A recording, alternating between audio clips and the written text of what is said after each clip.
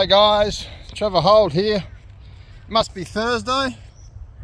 Must be Thursday the 8th, I'd say. Thursday 8th of May 2025. The year's going quick.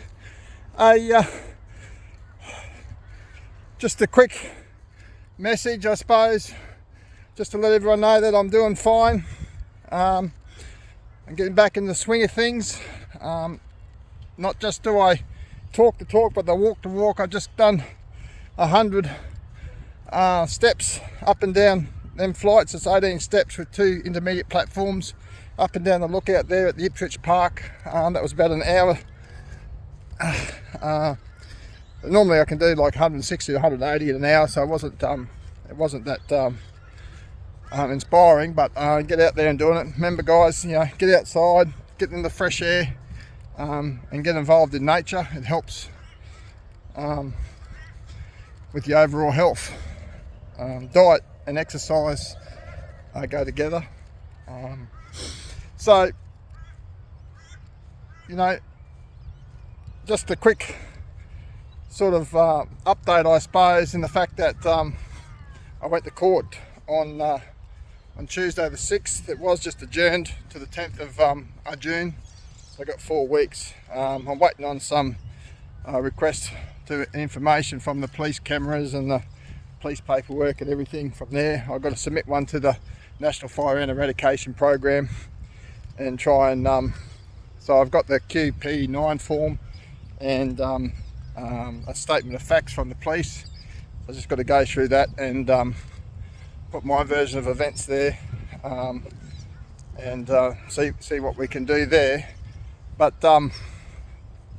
in the meantime, it's important just to not be totally consumed by this campaign. I know it's affecting a lot of people's lives, and a lot of people are feeling a lot of anxious and stress about the actions of the National Fire Ant Eradication Program and their bullying strategies and tactics. I like to say to everyone, I'm sorry. I'm sorry that your government's treating you this way. It's unfair on you, and it's not at all a reflection on who you are. It's to do with them. That's who they are. So we've got to try and focus on things within our control, and just focus on that. Like I said, the diet, exercises, getting outdoors, getting social connections, and try not to get spiraled into this spiral of depression on things we can't control, like the National Fire Ant Eradication Program at the moment. But know this, we are still campaigning hard. There's a lot of things going on in the background. I haven't made too public yet, but I will start processing or publishing the process that I've gone through with this court journey. I feel it's very educational for people to understand. It's not that scary. I just went in there, seen a Judy solicitor, had a quick chat to her, and it was like in and out in 10 seconds. So it wasn't that stressful. And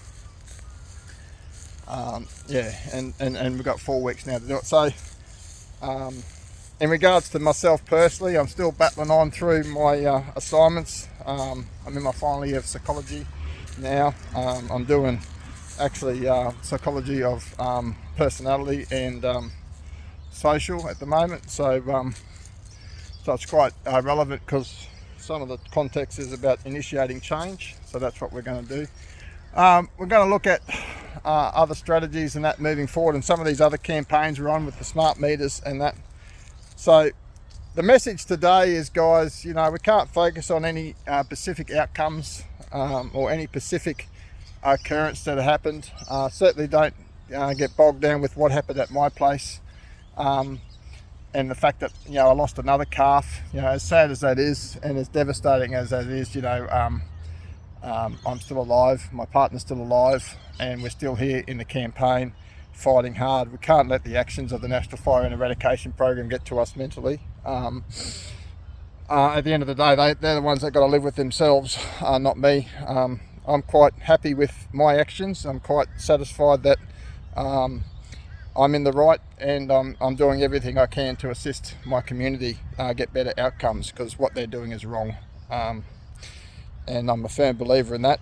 And I've heard and seen enough to know that a lot of people are struggling in the community as a result of the National Fire Ant Eradication Program and their blanket approach, ignoring medical certificates, ignoring people's property rights, human rights and individual choice to be exposed to these toxic chemicals, even where there are no fire ants. So it's a shame no other mental health practitioners have spoken up about this, because the denial of basic fundamental human rights, property rights, including privacy and individual choice on these matters does impact people's mental health.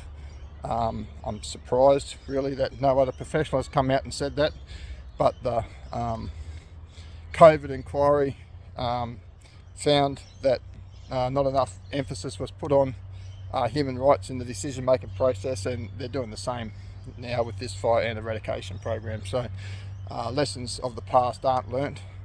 But in relation to controlling your emotions and that, it is about a journey, and it reminds me, we've got to enjoy the journey, not the destination. Enjoy the campaign. They're $1 billion business, and here we are, a couple of guys that are broken ass, split from the Gold Coast all the way to the Sunshine Coast or whatever on the eradication zone. A few thousand of us or whatever, causing grief obviously, and upsetting them, and it's quite entertaining really to see the extremes that they will go to try and discredit us, or trying to minimise us, and try to quieten our voice. So, and the more they try, the louder I'll get. But it reminds me, guys, and I'll just share with you now, because I know a lot of people got a lot of joy out of that last poem I put up. I wrote a poem years ago, probably when I was about 17, trying to overcome drug addiction and alcoholism and sexual abuse from when I was a child. Poetry was something that I did a lot of back then, and it was actually called Life is a Journey. But I was thinking, we could just update it to be a little bit more relevant and just call it Enjoy the Journey. So it went a little bit like this. Life is like a journey, a trip from A to B. Its twists and turns and slippery roads, I guess, will always be. You're walking down a lonesome track in search of your destiny, and all you find is a hidden rock, one of life's little mysteries. You once were up, now are down, or somewhere in between. You turn around and find yourself, to wake to find it's all a dream. No worries, guys. Have a good day.